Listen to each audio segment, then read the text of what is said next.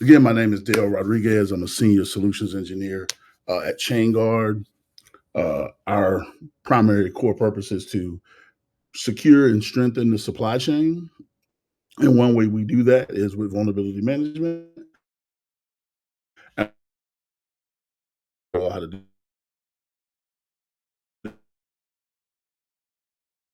well, first, this is the agenda. I'm going to do a quick introduction. We're going to talk about me, talk a little bit about you, and then we're going to get into supply chain security, vuln management best practices, and also vuln management the easy way. So first and foremost about me, I consider myself a senior happiness engineer now. I'm old, like reading Rainbow old. What that essentially means is that I'm a technologist that enjoys bringing solutions to customers and potential prospects and whomever. Technology is a wonderful thing when yielded properly. So bringing a smile to a person's face with a technology solution or even helping them fix their phone is a cool thing for me.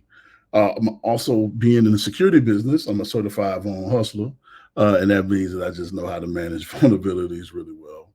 I have 10 plus years of experience focused on security and product and solutions engineering. About 7 years or more. These numbers might be old, and please excuse me for that. About 7 years or more focusing on cloud native security. And like I mentioned earlier, I'm a senior solutions engineer. So I won't be able to see this until I get out of full screen mode. But if any one of you all know all of these acronyms, just put yes in the chat. If you only know one, two, or three of these acronyms, just put those numbers in the chat. And I'll talk about those after the slide, after we get done here. Um, I'll give y'all a little second or two because we have 45 minutes, which is a very long time. Please don't go to sleep on me either. Okay.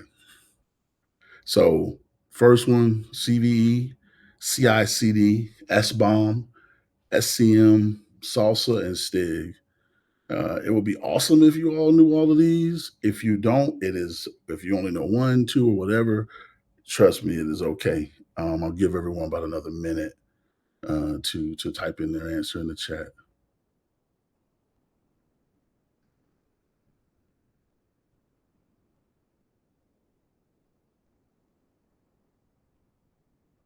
Okay, let's go to the next slide.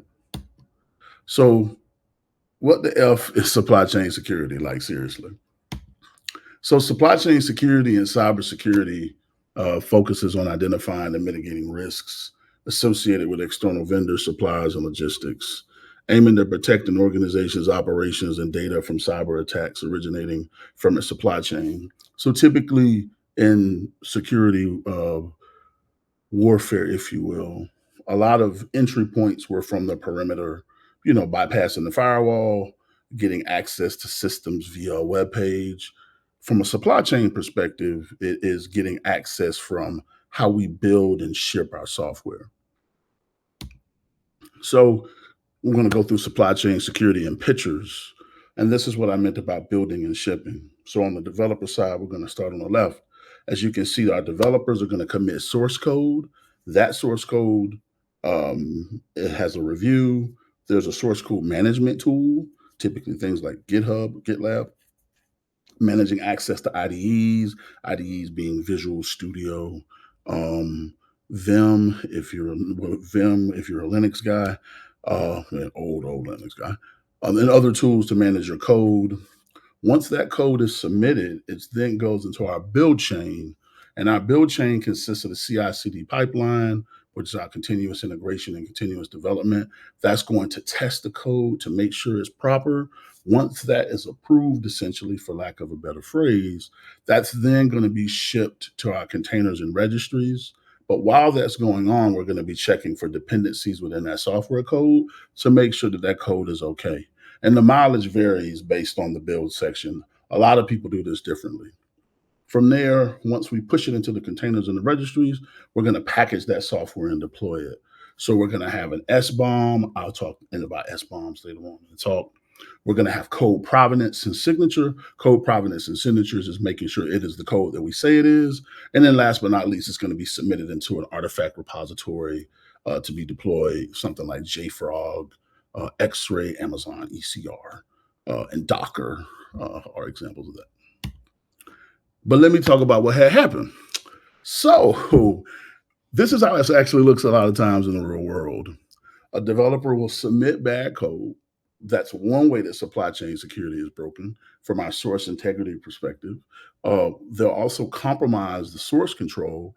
That means that the SCM where they're building it from is compromised. An attacker will come in and modify the code, or an attacker will come in and use a bad dependency that's been submitted, or they can come in via the build chain.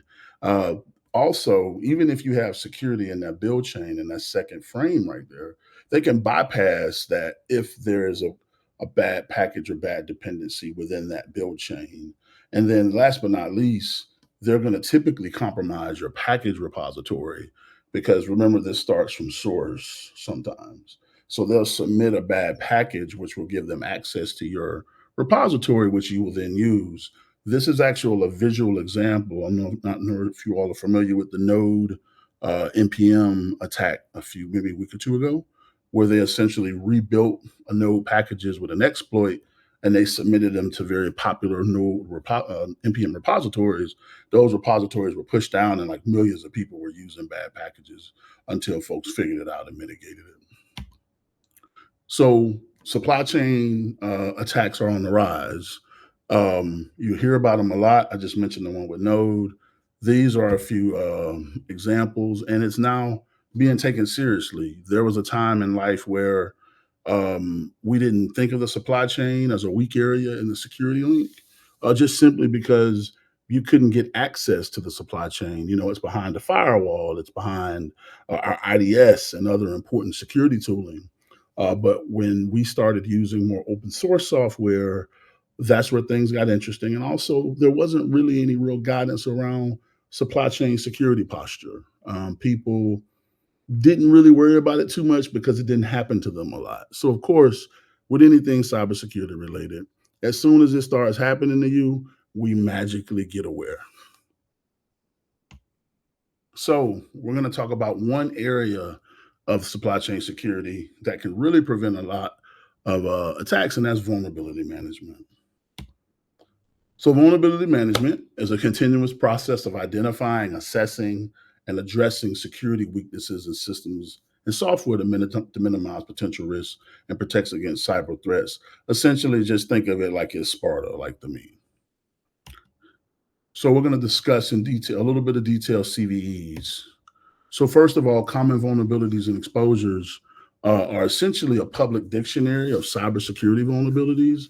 It allows us to create an index, if you will, of what CVEs can harm. What CVEs, or it creates an index of what particular CVEs can harm your infrastructure and/or software. CVEs also serve as essentially the common language and reference point for cybersecurity professionals. And this is really important.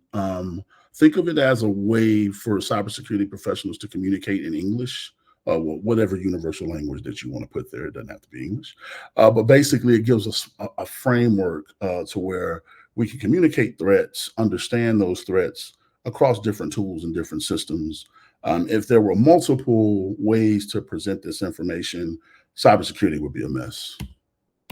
Oh my goodness, this was not a good slide thing right here.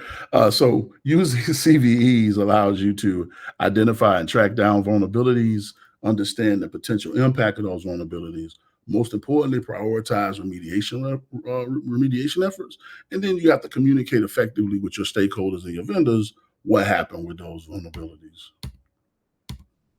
This is an example of what a CVE looks like. This is a pretty example. Typically, it's a JSON payload that no one cares to read, but this is a pretty format that I found to show everyone. Um, Essentially, you're going to have the title of the CVE. In this particular instance, it's coming from it's a GitHub CVE. You can see right there the SSL handler doesn't correctly validate packets. which can lead to a native crash when using a native SSL engine. So the package that was affected here, I'm going to move my mouse, is Netty. And so it's saying based on the CVSS score, which the CVSS score is how we score how vulnerable and how high it is. This got a high.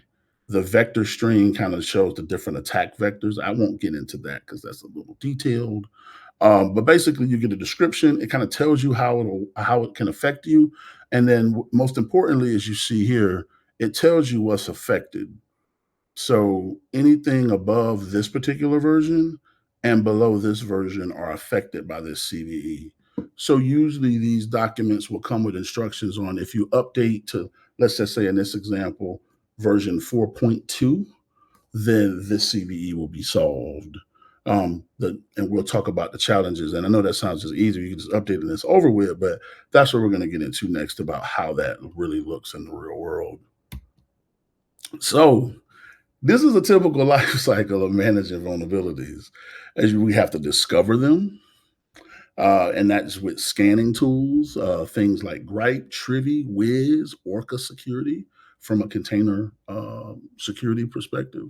You have host vulnerability scanning as well as library vulnerability scanning to check for like package libraries for things like Python and Java and jars. Once you discover those vulnerabilities, then you have to prioritize them. And that prioritization process is typically based on if they're critical, high, medium, or low. The criticals are the most important because those are the ones that can expose you to risk the quickest. But you have to also assess those. And the reason why you have to assess them in the next section is because those vulnerabilities might not apply to you.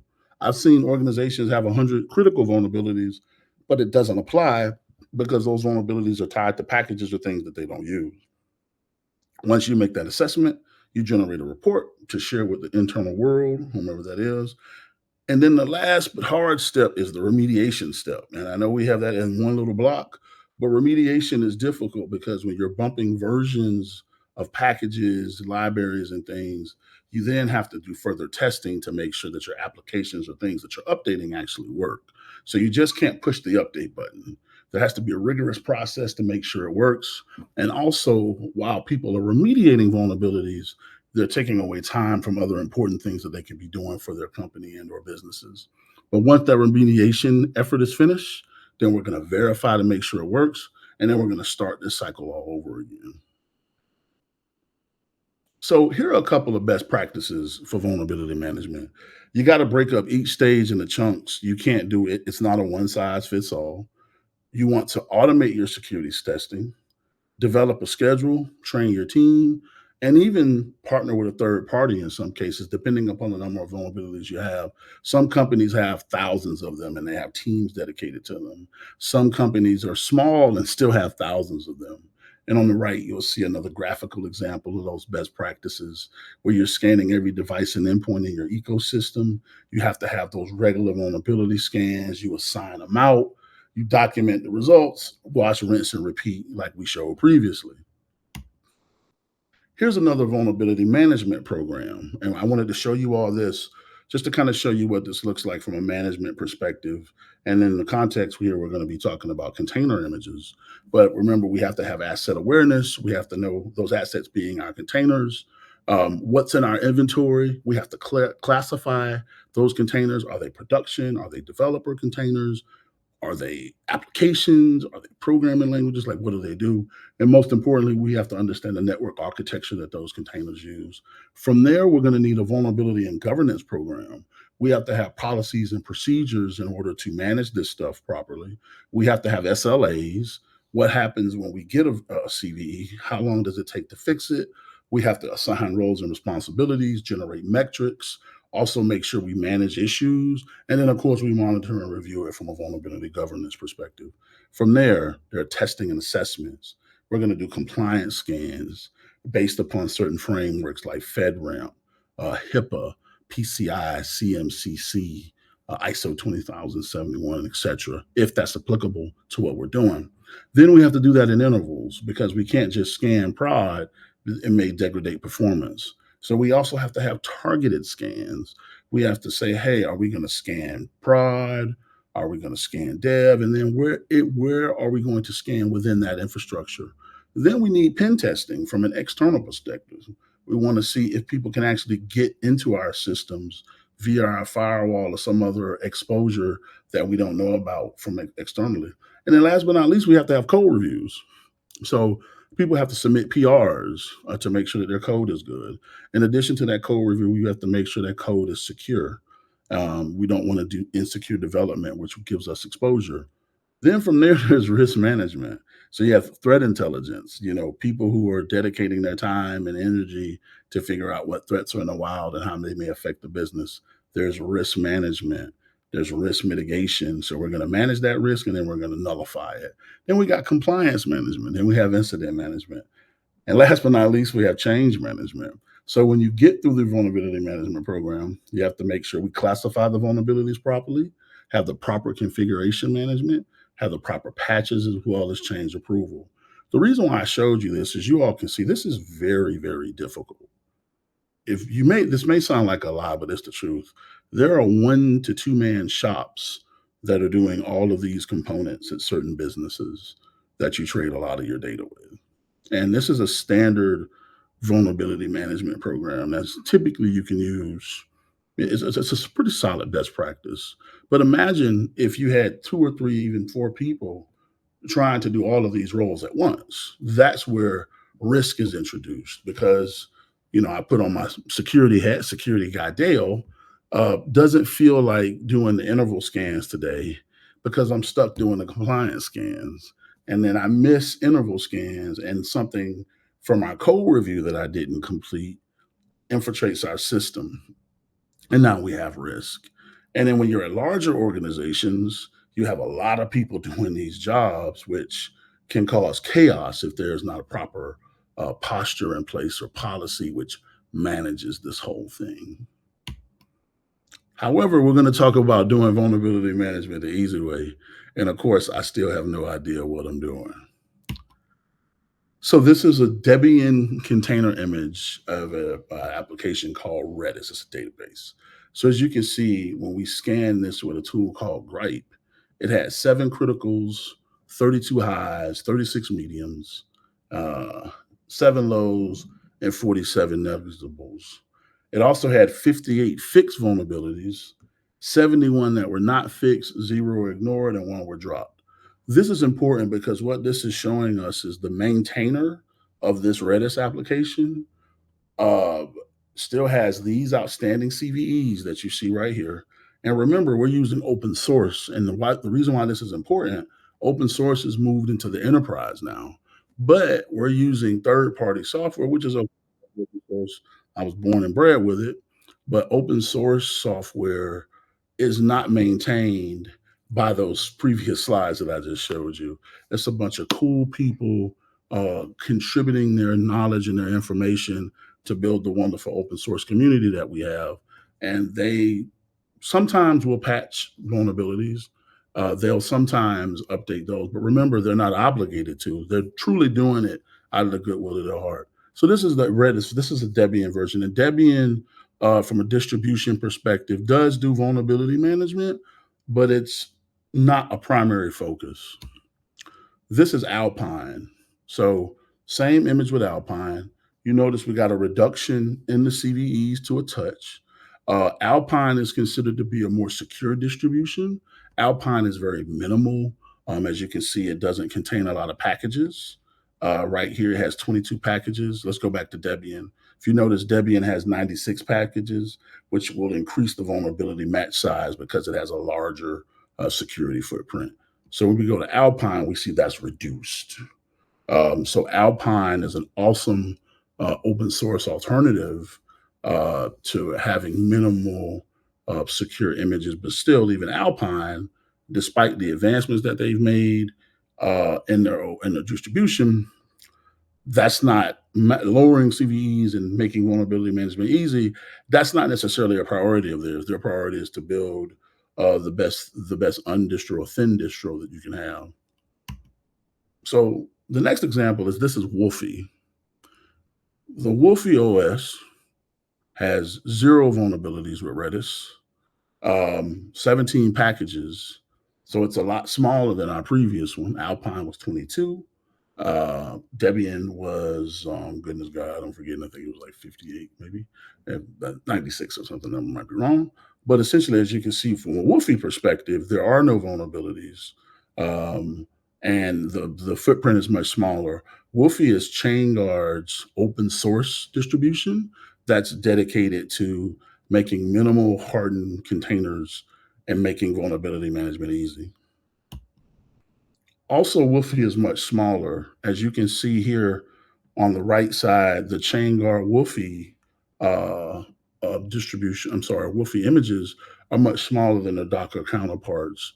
The reason for this is when you make a distroless distribution, you're taking a lot of the bloat out from an operating system perspective. Most importantly, you're reducing that security footprint, making it smaller. So if you have smaller images with less vulnerabilities, that makes vulnerability management much easier than using our standard counterparts on the left. This is just a quick example of our image directory. We have some free images that you can try as well. If you go to image.chainguard.dev, we'd love to see what you build. Those images have free access and free updates as well. I mean, I'll send this information out after our call. I just wanted to kind of show you how we build with Wolfie. Wolfie is rebuilt daily. We're going to check package behavior between those versions. We're going to scan and patch those CVEs. And then we're going to deliver you, as we showed on the previous screen, an image with low to zero CVEs, very minimal, and that's very performant.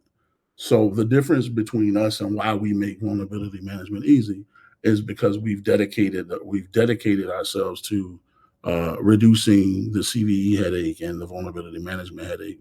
So remember from our previous slides about vulnerability management as a practice, if you're starting left with an image with minimal CVEs, those processes and that automation of checking for security, you're going to reduce that overhead of that management because you're not finding as many CVEs as you did with previous distributions.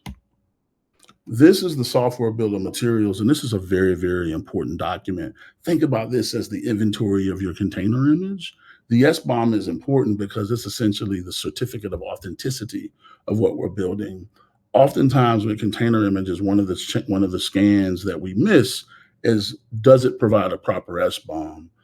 A lot of distros back in the day did not use SBOMs at all. This has been kind of a recent thing to add SBOMs. Most people are using them now, but you have to make sure that the SBOM has the proper licensing information, so you won't be sending out anything that's proprietary. Make sure there's proper libraries and etc. And if you have an image without an SBOM, that's a problem. But there are a lot of tools like Cosign and others that generate, Snift that generate SBOMs for you, and scanning tools that do that as well. So, a couple more slides here, and I'm going to go back and take y'all questions if y'all have any. We offer free certification courses. All of the courses have memes. You feel me? Check us out at courses.chainguard.dev. Um, for free to sign up. That's through what we call the Chainguard Academy. There's a lot of hands-on stuff there to work on, as well as just learning about the supply chain in general. Um, Thank you. And we have about a good 20 minutes left. Let me pretend like I'm not an old person and get out of this screen very quickly. All right, and let me stop sharing. So, we got 14 of y'all. Thank y'all for coming, but I appreciate you. Any questions? Please feel free to ask any questions. Oh, we got three. Oh, okay, I see we got the ED in here. That's what it is. Kano too. That's good. And it's okay that none of y'all knew any. Um, any questions about anything I've shown, um, or any general questions about just cybersecurity and supply chain security in general? I'll be happy to answer those because we have a bit of time. And hello to all y'all who joined. Thank y'all for coming to my TED Talk. I guess you could ask a question in the chat. Oh, there's a Q&A button right over there. Let me make sure that has no questions on it. Well, if y'all don't have any questions, thank you all for attending. Feel free to message me on LinkedIn if you have any additional questions about Chainguard. Oh, I'm sorry. Where do you recommend people begin if starting? Um, I've been working in IT over 20 years. So this new land is a little different than when I started. I couldn't get a six-figure job out of college like some people. I recommend kind of starting in the vertical that you're interested in. If you want to do pure technology, you know, and it's also depending upon your major and what interest you have. Um, when I was in my day, we used to start in technical support and kind of move our way out. But if you're a developer, I recommend developing on some open source projects, getting your code, getting your GitHub handle, and submitting code. And that's one way to start. You can actually leverage your open source projects on your CV or resume. And also in regards to a particular job, it's really kind of based on, kind of really the vertical. Security jobs, you can typically apply for entry level security roles um, with, basic level certifications. But if you're already working somewhere, I always recommend if you're working somewhere, you can start in this field by leveraging your existing knowledge within the field itself. So, like if you're in education, right, you may have some knowledge about education that may impact the security compliance and governance of security at your particular company. I know that sounds weird, but it's actually true. Does that answer your question, Injury? If it don't, my apologies. Any other questions? Bueller, as we say in the 80s. Yeah, Gripe is actually a cool tool. Oh, cool. So, Michael, the person, if you're still here, the maintainer of Gripe actually is a coworker of mine. He works here at Chainguard. He's a pretty nice dude. But yeah, Gripe is awesome. Trivia is a good one as well.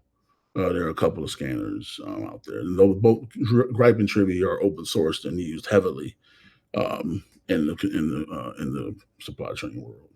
Um, yeah, I would also do brew install. I can give you a quick command here. Um,